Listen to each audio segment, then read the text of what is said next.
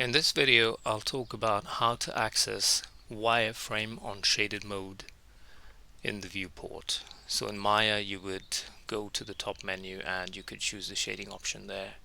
In Blender, what you need to do is this menu here, which is the second menu to the left. You select wireframe, and the nice thing about it is you can turn down the opacity if you want. I'll leave it at that. And this way, when you start modeling, so if I tab, it shows anyway. If I hit tab again, you can still see the topology of the model. That's accessing wireframe unshaded in Blender.